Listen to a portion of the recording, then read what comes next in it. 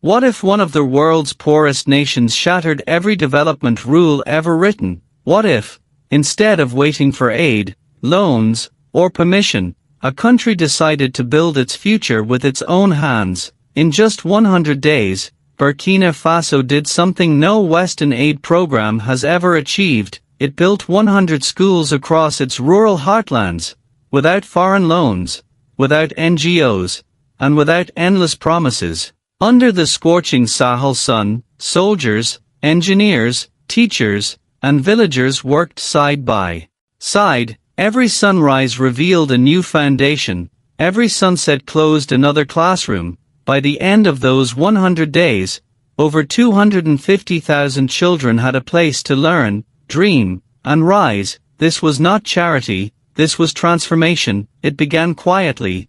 No grand ceremonies, no international headlines, just the sound of concrete hitting the ground at dawn. On July 1st, in Ouagadougou, President Ibrahim Traoré didn't announce a dream, he announced a deadline: 100 schools, 100 days, built by Burkinabè hands, in a country where a single classroom once took 6 months to complete.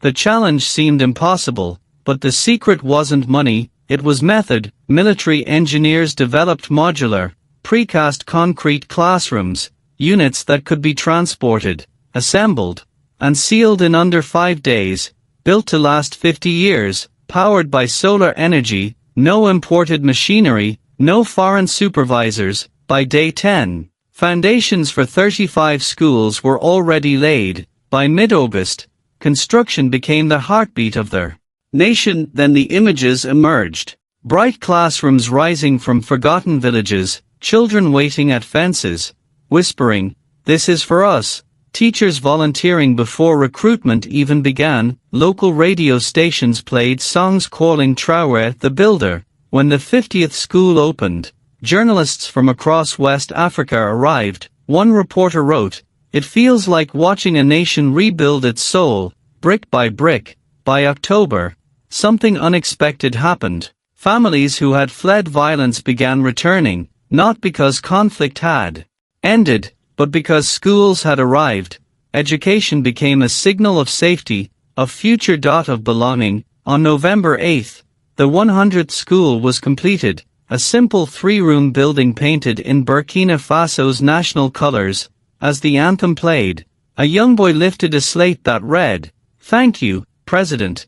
We now have a future." That moment spread across Africa like wildfire. Reactions were mixed. African nations celebrated it as a miracle of self-reliance. Western commentators called it unsustainable populism, but facts remained unshaken. 100 schools. 252,000 students. 700 workers. $21 million. Zero foreign debt. When asked about Western criticism, President Traoré replied, "They measure success in dollars, we measure it in futures." That sentence echoed across the world. Inside Burkina Faso, something deeper changed. Soldiers who once fought rebels now fought illiteracy. Villagers said, "These are not government schools, these are our school."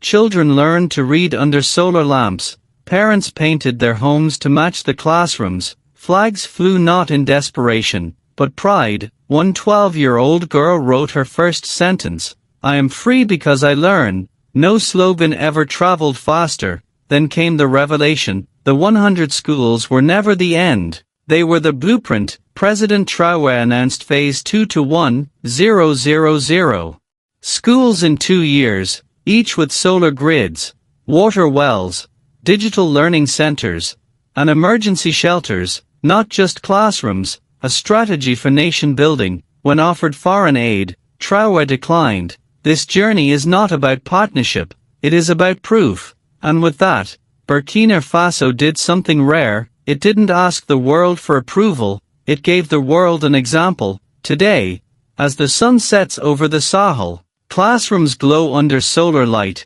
children trace letters on chalkboards where dust once ruled. No marble palaces, no foreign plaques, just possibility.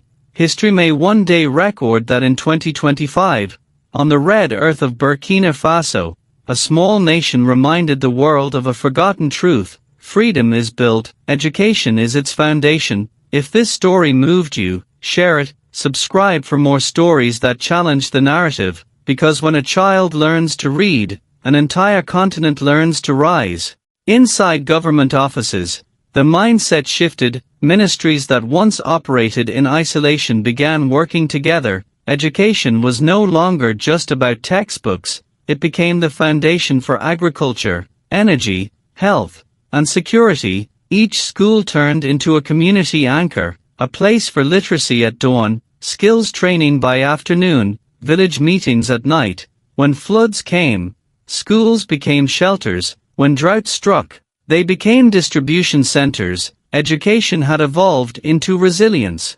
International observers began asking uncomfortable questions.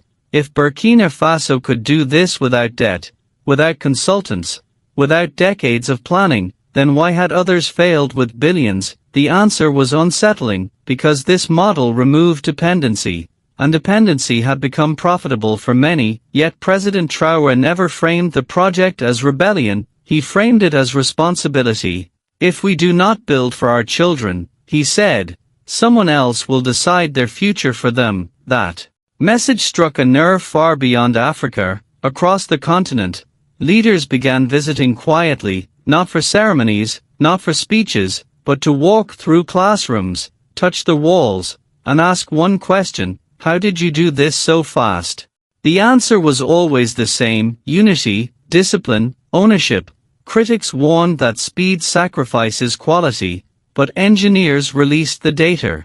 Structures tested for extreme heat, solar systems designed for off-grid longevity, materials sourced locally to ensure easy repair. These schools were not temporary solutions, they were built to outlive politics. Perhaps the most powerful change was psychological. For the first time in generations, Burkinabè children saw their own government deliver, not promises, not speeches, results. That moment reshaped trust, and trust reshapes nations. As one teacher said, when a child sees a school rise from nothing, they learn more than reading. They learn that change is possible. They learn that change is possible. That lesson may prove more powerful than any textbook. This is why Burkina Faso's 100-day miracle matters, not because of speed, not because of numbers, but because it restored belief. Belief that Africa does not need permission to rise. Belief that freedom can be constructed with bare hands. Belief that the future belongs to those who build it.